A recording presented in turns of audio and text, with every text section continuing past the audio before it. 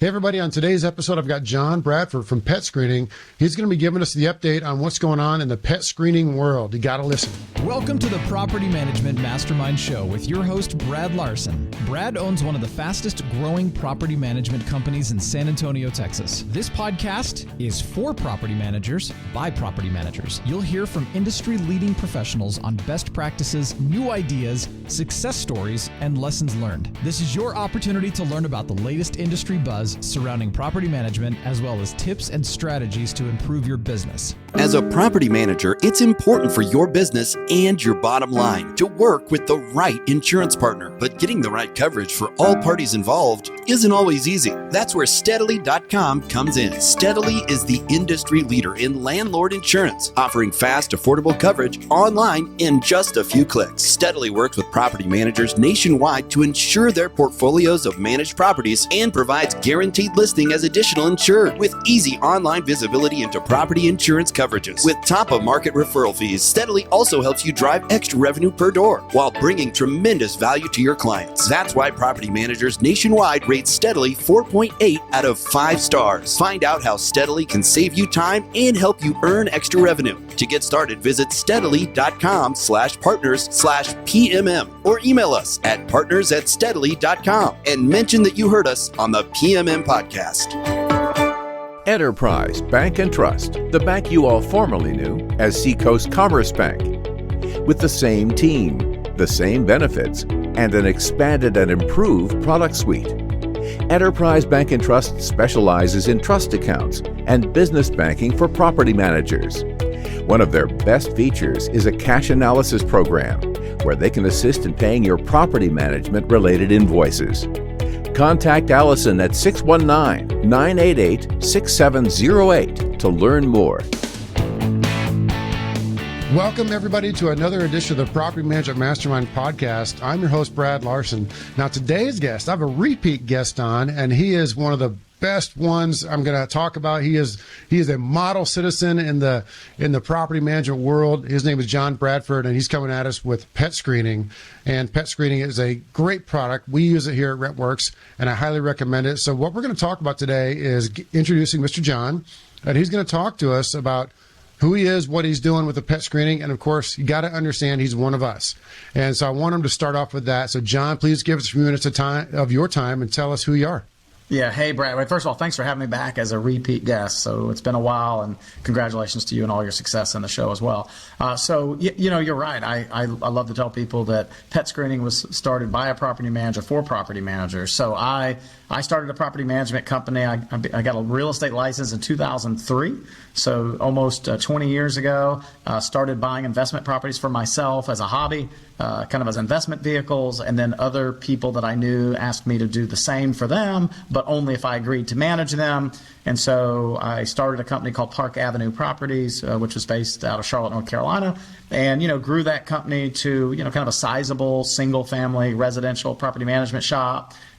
We manage not only single-family residential assets for what I would characterize as professional investors who have other jobs. These would be the IBMers, the Ingersoll Rand people, just who want to use money and buy assets. But also we were doing it for some of the large REITs. That whole institutional space was just getting off the ground, and we were there to help a lot of them do their management before they eventually internalize. So I've done property management for a long time. I have all my designations through NARPM. I was on the NARPM board for I don't know, 7 or 8 years it seems like.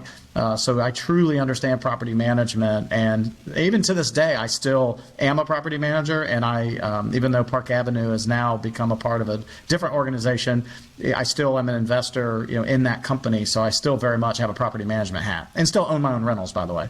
So sizable. That's very modest, John. I mean, you guys had a pretty big organization. So if I'm going to twist your arm a little bit, tell us the numbers you were at when you did decide to move to Pure. Yeah, so I think when we sold, we were just right at 1,400 doors. The height of the company during the institutional stuff, we were 3,000 and change. But we had maybe 19 employees running that. We were in a handful of cities, and we're in Charlotte, North Carolina, which is a border city to South Carolina. So it was very easy for us to go across the border. So we were managing some assets outside of the Charlotte market. And really, the only reason I decided to sort of hook on to something different was frankly because we needed more horsepower for us to really grow the way we wanted to. We were looking for a vehicle to help us get to those heights, and so when an opportunity came along, I jumped on it, but I wasn't necessarily ready to exit, which is why I put my money where my mouth is. So I'm actually an investor and limited partner in that company. Yeah, that's pretty neat. So that's a really cool exit. I mean, we could spend all kinds of time unraveling that, because you built it up, you sold it, you've come full circle, and then you reinvested in the acquirer. I mean, that's kind of like saying, yeah, I mean, I believe in you guys so much that I'm going to put money exactly back into the organization that you just left. Really cool stuff. And so I'm sure one of your decision points in that was so you could turn around and focus more effort on pet screening, because it's done really well so far. It's taken off the ground, but there's probably a lot more spaces that you can get into. This is where we want to take the conversation next. Is we want to hear more about what pet screening is up to, because just in the green room, you mentioned that you've gotten all kinds of updates just in the last couple of years, and more for us to talk about. And I actually had to cut you off. I'm like, wait, save all the magic for the episode, man, because this is really, you were going down that track, and I wanted to just kind of open it up to you. And let's hear what you got going on with pet screening. Yeah, so I mean, pet screening, right? I told you this was an idea by a property manager for property managers, and we have grown tremendously. We have 27 full-time developers now, and we have 70, I think the latest count, 73 employees in our office. So we're flirting with right at a little over 100 total people dedicated to the organization.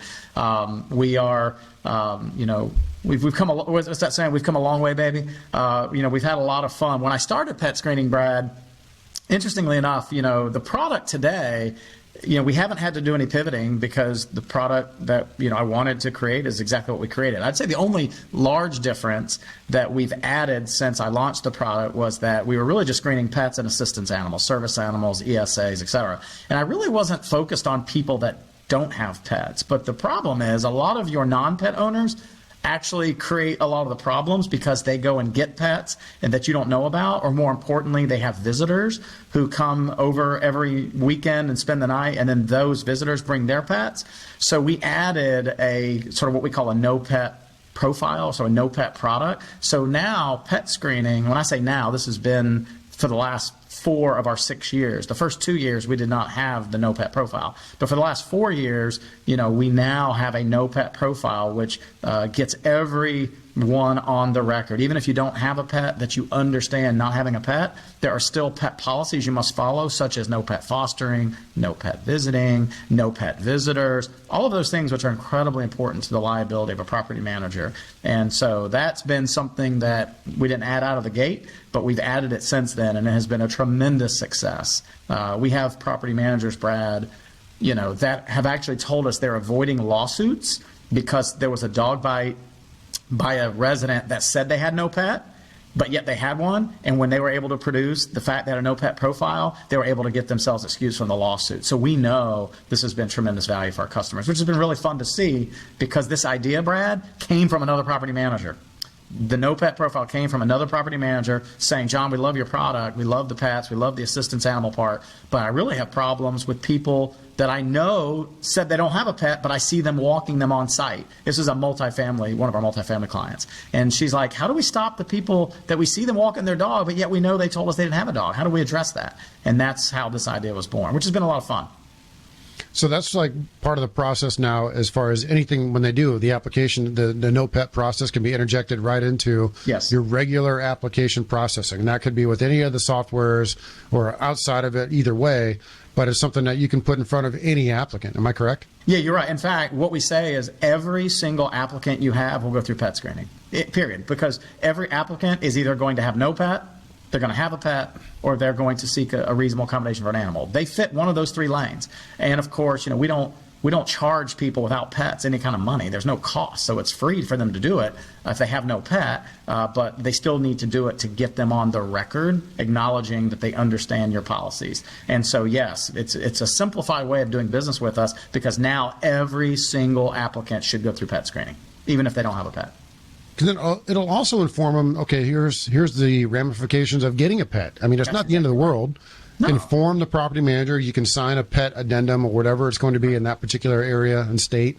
Maybe you pay a pet fee, maybe pay a pet application, but there's things that can be just put out there because a lot of them, especially in apartments, they can be right out of college and they're thinking about getting a pet. Right. And so now they know, okay, if I get a pet, it's fine. I just got to go through steps 1, 2, and 3, and everything's fine. Yeah, we have several. I mean, it happens all the time. People will move in with the no pet profile because they don't have a pet, to your point. But 6 months into their residency, they all of a sudden want to go get a pet. All they do is they make sure it's okay with their property manager. Then they log back into pet screening. They convert their no pet profile to now a pet profile. They go through our screening process. They pay the nominal fee because now there's a pet that's being screened, so they pay us a nominal fee for that. And then the property manager gets the results of that. And now the property manager, to your point, can do a lease addenda and start charging pet fees or pet rents or whatever it is that property manager has worked out with them. That happens all the time. What have you seen to be one of the biggest concerns with property management companies? Is it the ESAs? Is it the no pet profile stuff? I mean, what are you seeing out there as one of their biggest challenges and concerns? I think there's two that rise to the top. I mean, one is the continued complexities around assistance animals and housing. People conflate it with the ADA and public accommodations all the time. They still accept paperwork that certificates and registrations that frankly really don't are not required. They don't mean anything in the context of housing, but the property managers don't know any better. So once they start using pet screening, they sort of alleviate all that, and we take the wheel from their hands. So that still continues to be a very, very popular reason as to why people use our services. The other one is really around revenue and breed restrictions, or maybe I should just say pet restrictions in general. We now, because of our FIDO score, which we trademark, kind of clever, right? FIDO score, we provide a FIDO score on every single pet. And the reality is property managers can now be more pet inclusive, meaning they're willing to maybe take those, remove those restrictions, whether it be weight, age, or maybe even breed, and then just use the FIDO score to make better decisions, whether it be an acceptance decision or a denial decision, or maybe just how much they're going to charge, whether it be a pet non-refundable fee or a pet deposit or even just monthly pet rent. They use that FIDO score, and we're seeing more property managers make significant revenue by being consistent and standardized in how they approach all pets across all their properties. I mean, Brad, we have organizations that are in 21 states that use our service, so they don't have to worry about, well, how do I do it in this state versus this state? They can just be more consistent. And a lot of our friends that you and I know, more and more people are going into other states and they're crossing state lines, and they want something to be able to be standardized across their entire portfolio, and that's what pet screening brings to the table. Yeah, 2 points on that. So I'd like you to explain the FIDO score, but to your other point is the property management company entrepreneurs, they're expanding across state lines big time. I mean, for example, Pure, your organization that you're working with now that acquired your business, they are dealing in I don't know how many states at this point. They've been one of the fastest growing entities I've ever seen. Yes. But if you don't believe me, get onto Facebook and say you own a small company in Florida, or you name the state in Rhode Island or wherever, and say, I want to sell my company, and watch all these people from out of state just like barrage that person and say, I'll buy it. I live in Arizona, but I'll be gladly pay whatever you want to own your management company in Rhode Island. That's right. And so that's been a funny phenomenon. But circling back, I want you to explain the FIDO score, because that's really, in essence, I mean, it's kind of a genius thing, and it takes a lot of the pressure off of the management company in classifying that particular pet. I want you to explain that. Yeah, so I mean, for years there was this tool called like rent yield, and you could fine tune your rents. Well, this is really just fine tuning your pricing as it relates to pets. And of course, different states have different rules around what you can or cannot do. So notwithstanding, the rules you have in your state, we don't make that pricing decision for you. We just give you a tool to be able to do that. And I'll give you an example. So our FIDO score, everyone knows Google's reputation management's 1 to 5 stars. Everybody knows that. So rather than reinventing a scoring metric, we use the same type of methodology. We're 1 to 5 paws. So a 5 paw score is similar to like a 5-star score in like reputation management. That would be a pet and a pet owner together that have what we would characterize as the lowest risk. And if you have the lowest score we offer is a 1 paw score. And a 1 paw score, Brad, doesn't necessarily mean the answer is no, because that's the property manager's decision to make.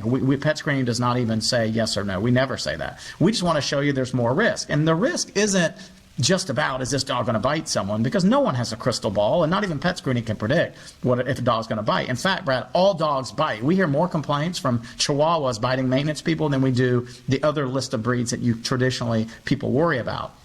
However, we look at what we call housing-related risk. And I'll pick on my dog. I have an Australian Shepherd. Australian Shepherds are working dogs. They're energetic. They bark, they run, they can have some anxiety where they want to get behind you and nip you on your behind because they're trying to herd you. And so, that type of dog is going to have a FIDO score that probably is not as favorable as a dog that has a characteristic that is lazy and sleeps all day, just to kind of use a simple example. And so an Australian Shepherd needs to be walked. It needs to be, when you come home, you got to go take it outside because it has this pent-up energy. So the housing-related risk for a Australian Shepherd, for example, is going to be much different than the housing-related risk for a Shih Tzu that is just known to kind of be a little sweet, fluffy dog that just pretty much rests and sleeps all day and maybe occasionally chases a tennis ball if you throw one. And so that's what the FIDO score is all about. But it's just not about the pet, Brad. We're looking at pet owners as well. Pet owners and how they behave with their animals is incredibly important. And I'll give you an example. A lot of cat owners do not vaccinate their cats regularly. And you and I may go, well, okay, what's wrong with that? Well, if you're renting from someone and you have a cat and you've decided not to vaccinate them, and a maintenance person comes in and that cat scratches or bites them, and that does happen. I have a cat that's a biter. He literally attacks people when they come visit. It's the craziest cat you ever met, but these cats do exist. And if a cat bites you, cats have more bacteria in their mouth than even dogs. Well, now you have an unvaccinated cat bite. So now the cat, if it gets reported, would have to be quarantined. There's going to be health bills for shots. So our FIDO score for a cat is looking for things such as, is the cat even vaccinated? And we even ask the cat owner, do you vaccinate your cat regularly? And you would be surprised how many people say no. And then we say, why? And they say, well, my cat's an indoor cat and it never goes outside and, just really don't have a reason to. Well, we don't necessarily say that's a bad policy for them, but it is more risk for the property manager, and our FIDO score would adjust and point that out accordingly. So one of the things I want to bring into the conversation is telling people how we've implemented the FIDO score. So when we send someone through the pet screening model and we get a paw back from them, this is RentWorks in San Antonio and Austin. We manage about 1,100 homes. And so when we get that paw score back, we equate that to a certain pet fee. And a fee is I hate to even use the term non-refundable, but that is the definition of a fee. It doesn't come back to the person paying it. And so where I'm going with that is with the paw score, you can scale those fees accordingly.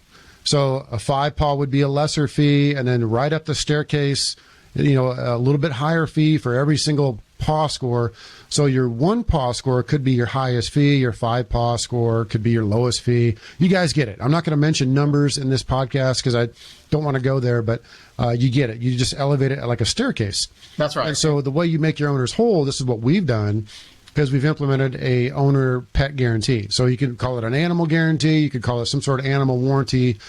You make the owners whole and you keep the pet fee. And so the owner is looking at whatever guarantee you're offering them. That could be a, 1 figure or it could be 4 figures, whatever. You insert the numbers in your head. That's actually a better deal for them than taking on that small fee or taking on that small deposit, which is another legal landmine, taking on another deposit to refund out back with your security deposit. Because if you get those two jumbled, now an attorney is going to beat you up even further to say you're mixing and matching and you don't even know what your accounting is. And so, we encourage people to necessarily try to get away from security deposits, or at least I do, is in what we're doing, and to get away from pet deposits. So I wanted to bring that up because, darn it, the FIDO score, the pet score, is a great way to put that decision at arm's length from a management company. It is. And so I think that's good for RentWorks and that's good for the industry. Just say, look, they've got an algorithm built in. It's a nationwide company.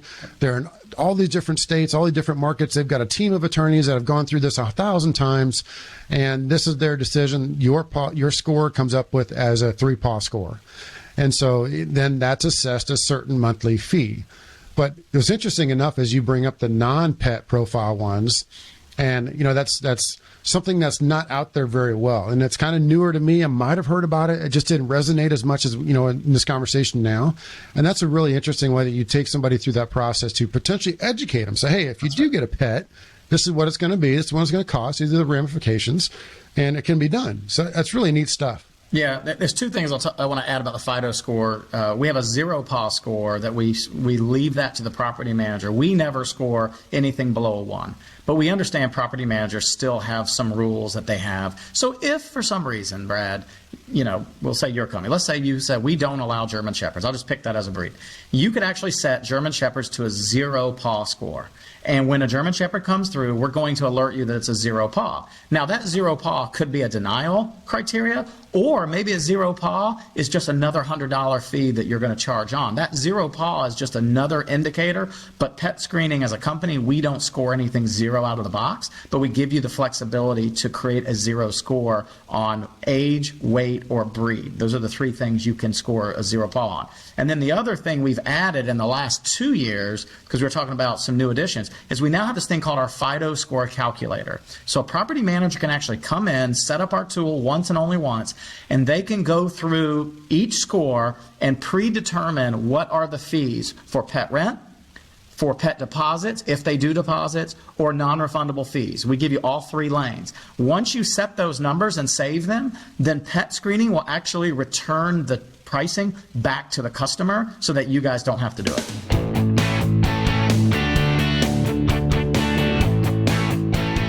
Solve your communication problems and save an hour a day, every day with CompanyCam. CompanyCam is a visual first job site communication app that allows you to have all of your properties right in your pocket. CompanyCam automatically organizes unlimited property photos by date, time, and location, while easily creating and sending reports to renters and owners to save time and money. Keep vendors and clients up to date on property projects from start to finish with live project timelines. Every project, photo, video, and conversation all within one app. CompanyCam. Visit CompanyCam.com and make your life easier today.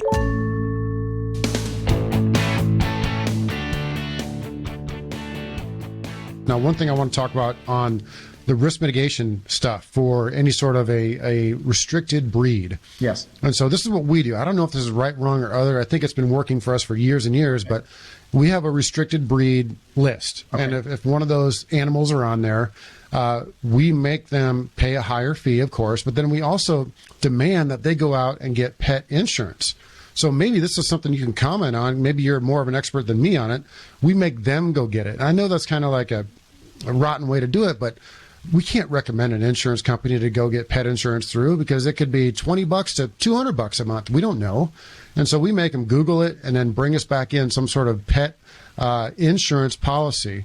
And I don't know if that's the greatest method or not. I mean, what are your thoughts on it? Yeah, well, I will tell you, I mean, it's your shop and you get to make the rules. And as long as we're talking about pets here, if they have a type of household pet and it falls into your list of breeds that you want more risk mitigation and you say, hey, you must deliver back to me an insurance policy, I mean, it's your rules, and you we're still saying you hold the gold, you make the rules. And so you're making the rules. And so that is an effective way to help cover yourself if you most certainly want to. If we're talking about an assistance animal, you would not want to require them to go get insurance. And I know that's not what you're talking about. We're talking about pets here. So that's fair game. And that's a great example of using, you could set all of, and maybe you've already done this, but let's say, I know there's multiple breeds you probably have, but let's say it's a pit bull, a German Shepherd, and a Rottweiler. We use those 3 breeds. You could go into PetScreening. You could set all 3 of those breeds down to 0 as a 0 PA.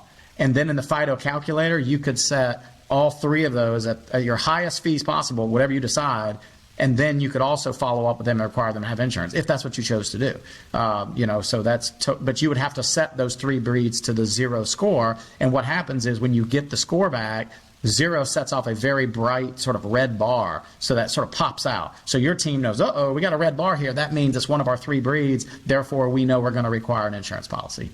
So you're in the space, I mean, quite a bit. You're like the one expert in the pet screening world. Have you seen any really good insurance solutions for pets? So,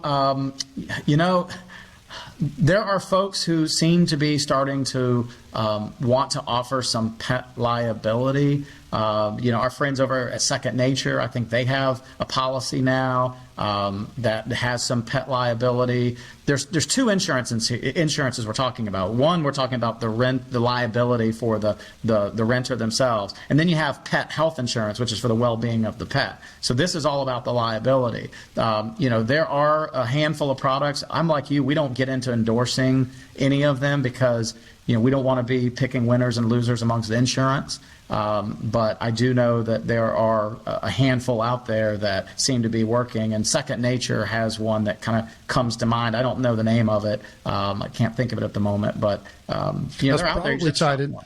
I bet that's tied into their tenant liability policy. I think it is. So, I mean, we have the master tenant liability policy, and the Second Nature, they're doing the same type of situation. I think what they're putting together is a pretty good program as well.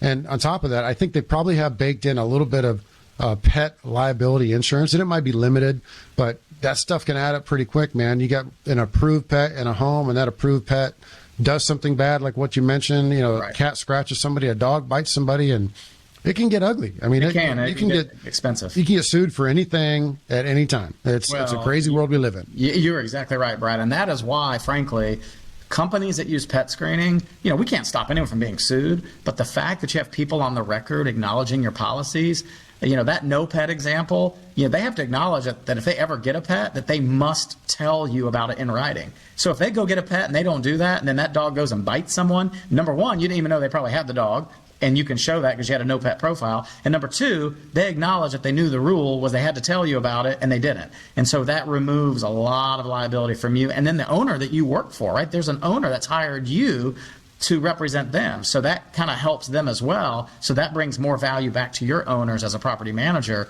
And we have some property managers that lead with, when you use our management services, we're going to help you make sure you don't get these fake ESAs. We're going to make sure that we get everybody on the record. They don't necessarily talk about pet screening, but they're using that as part of their business development pitch.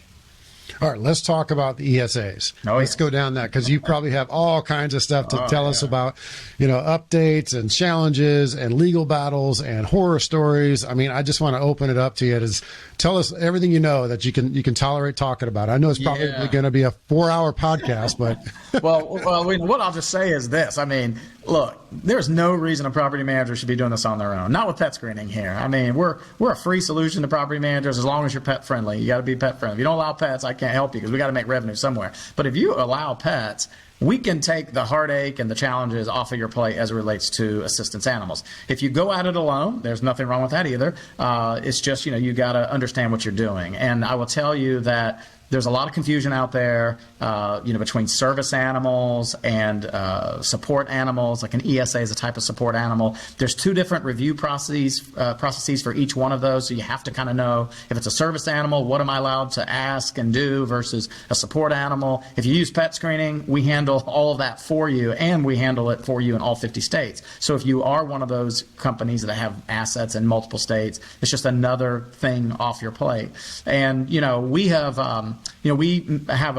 what I would characterize as a solid relationship with HUD. Our chief legal counsel, provided a white paper to HUD based on their document that came out in 2020. I think we're the only organization that actually wrote a white paper. We had HUD review it with us to make sure that we were exactly on task here. We have reviewed over 280,000 reasonable accommodation requests. That's today. And that's a huge number. I mean, 280,000. And of those, Brad, of those 280,000, only about 110,000 of them actually met the standard. So that means 180,000 of them did not meet the standard, which means the property manager can treat them as a pet, which means you can charge pet fees if you decide to take that particular pet. This is an incredible, incredible set of results that we're delivering for the industry. We're not only are we a free service to you, but we help you make sure that people who meet the standard actually pass that test and meet the standard. And then people that don't meet the standard, we're the ones that tell them that they don't meet the standard. And you don't have to do that. And then you can move ahead with a pet in a business as usual fashion. And I mean, we have so many examples of fraud that we find. And not always is it fraud, Brad. A lot of times, honestly, it's just people don't have sufficient paperwork to meet the standard, and they choose not to go finish the process, and they'll just convert it to a pet and move on, which is absolutely fine. That's good for the property manager because that person is moving ahead as a pet.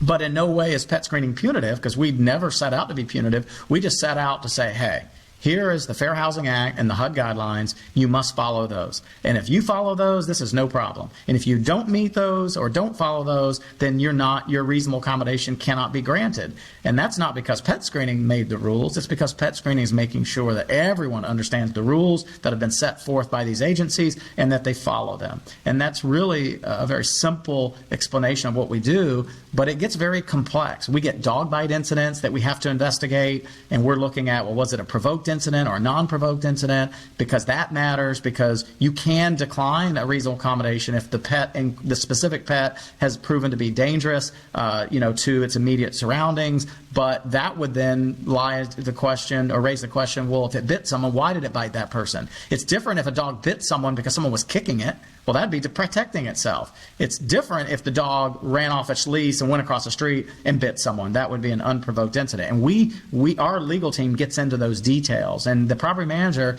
can just wait on us to go do that particular work. And that's just part of the types of things we do. And plus, the biggest thing, Brad, is we call the healthcare providers. We contact every single healthcare provider to make sure the documentation is in fact authentic and that that provider has personal knowledge of their patient. We don't inquire to what their disability is. That's none of our business. But we are making sure these healthcare providers do in fact issue the letters. And this is where we find a lot of fraud. We find providers that go, you know what? We issued that letter a decade ago, and it has a date from last week. This letter's been altered. And so we're the ones that are running the front lines, all for our clients at no cost, as long as you're pet friendly. I think there's a little bit of pushback finally that's being acknowledged in the ESA, the emotional service animal world. They stopped allowing, miniature donkeys on airplanes, and there's been some crazy stuff that we've seen. And a lot of times you post some of that stuff on social media, so we get to see these crazy stories. Yes. And so it's interesting to see that the pushback is becoming more prevalent. Yeah. Like our local attorney, they came out and did us a whole presentation. Robert Brown came out and presented to us like all the ESA updates and all the stuff about that. It's local, Texas based. So we got my team got to hear that. Right. And there's situations where we may have to send over a letter to your team or even to him if it gets even worse. Sure. And they're going to look at some of these things, and we're seeing the pushback. And the pushback is winning. And you probably have 1,000 stories, but is there one that's just super egregious that top of your head you're thinking, oh, I can remember this, this ESA applicant, and go from there? You're smiling, so let's hear it. Yeah, so this happens actually more frequently than I would care to admit, but it does. So there used to be a provider out of California, and I won't name her, but she was very well known for issuing a ton of these letters, okay? But she did follow the guidance, and even HUD, we had a conversation about her, and even HUD sort of tongue-in-cheek said, we're familiar with this person, but she wasn't necessarily breaking the law, and she was a healthcare provider. She just happened to do a high number of these reviews. But even still, that doesn't mean it's impermissible. Well, sadly, she's deceased. Okay, she passed away. Not related to COVID, unrelated, but she's no longer with us. But we still get letters from her about twice a month. And so we go, there must be a seance going on. She's risen from the dead. And, and so people are using and finding her letters online and altering them and still submitting them. And of course, we know that she's no longer with us, sadly. And so we know it's fraudulent. And we see this a lot. It's really surprising that someone would be so bold to take a letter of a woman who's deceased and no longer is in practice, but try to pass it off as someone that is in practice. But what they don't know is that PetScreening, they don't know that what we do is we call the providers. Well, we are very well aware that this woman is no longer living, So there's no phone call to make. And so once we document that, that's pure fraud. I mean, it's actually a crime, Brad. You cannot take a medical document and alter it. It is a criminal misdemeanor. I would wager probably in every single state. That's actually fraud. It'd be like writing a bad check. That's fraud. Now, will district attorneys pursue it? Probably not, which is sad, but because I think if district attorneys did pursue it and made someone an example for if you committed fraud, then you should pay the price. Other people may stop doing it. But that's something that we see over and over and over, just as an example, which, kind of like, holy mackerel, people are bold. They are absolutely bold. But then there's examples where we find fraud. This is kind of interesting. I can think of one recently where we find fraud. We always give individuals the opportunity to appeal, Brad. And HUD likes that. They love the fact that we always leave that door cracked open. Now, because we find fraud, you would think, well, why would you ever let them appeal? Well, we call it fraud because the healthcare provider has told us that it's fraud. We have this in writing. But sometimes healthcare providers make mistakes. And so when people appeal, then they'll give us the reason why. And we had one recently where it was a partnership between two healthcare providers, and they had changed software systems, and one provider had issued the letter in the old system and keyed it in to the, we'll call it System A, but they had pivoted away from A, and now we're using System B, and they said that it was fraud because they couldn't find it in their system. Well, no one went back to look at System A because they had now switched to System B. But that person came back and said, no, this is not fraud. I'm appealing. Here's why. And we were able to get the healthcare provider to go, oh, my God, they're right. They really are a patient. They really did come in, and we reversed the decision. That is why we're so thoughtful in making sure that even if we say it's fraud because the healthcare provider said it so, we still give these individuals a chance to appeal it, and we listen to their appeal and we review their appeals. And we think it's just yet another example of how pet screening takes a very high standard. Another thing we should talk about is the renewal process. Yes. So this is not just for applicants in the beginning. This is also something that should be implemented towards a renewal every year, because it should be done every year. I want you to talk through some of that. Yeah, so let's pick on the no pet folks. So people move in January, and let's say come November, it's time for them to revisit their lease.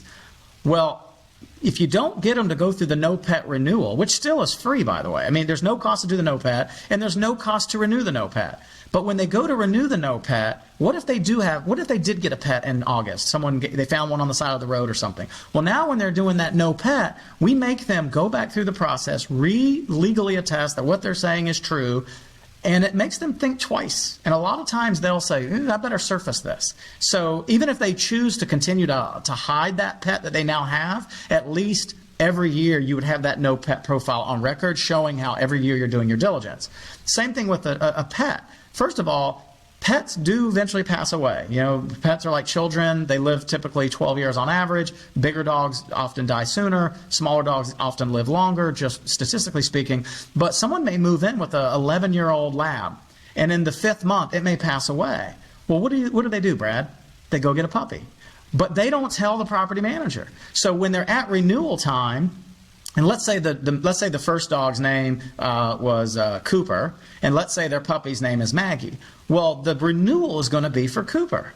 And when they get to the renewal, they're going to say, well, Cooper's no longer living. It's now Maggie. Well, we don't let them change the name because it's a whole new dog. They would actually have to go through the process again, and a FIDO score for a puppy is going to be much different than a FIDO score for an 11-year dog. So that's another great example of why year after year make them go through the renewals. If Cooper was still living in this example, and now Cooper is 12 years old, no problem. We just ask them, did Cooper bite anyone this year? Does Cooper still have his or her vaccinations? There's still relevant information every year that's pertinent, and that renewal gets that back on the record. So having that renewal is incredibly important. And if it's a puppy when they moved in, and now in their 2nd year, it's no longer a puppy, their FIDO score actually improves. So now you might be able to take their pet rent down, and that's a good thing for your resident. And that renewal would surface the fact that their score has changed.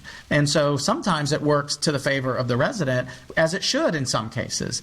And then, of course, assistance animals, people who say they have, these are for what we call non-obvious disabilities or not readily apparent disabilities. So, you can look at me and say, well, he doesn't look like he has a disability, but you may not know that I know you're a veteran, so thank you for your service. Some people have these mental trauma from going to war, and they truly need these animals. Well, the whole purpose of going to therapy and counseling is to ameliorate the disability, to get better. So year after year, it's okay to keep revisiting that reasonable accommodation request to make sure the need for the animal hasn't changed. Sometimes it has changed because they have received the therapy and counseling they need, and now they no longer need the animal. So, the renewal process is incredibly important for all three lanes.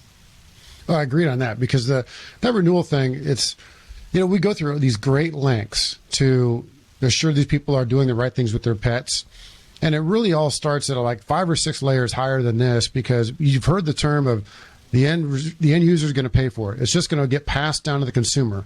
Well, all this is because of a property manager somewhere being sued by an attorney, and the attorney goes on a contingency and he sues somebody over a dog bite, and next thing you know, there's $1 million awarded, and now it's all covered by insurance.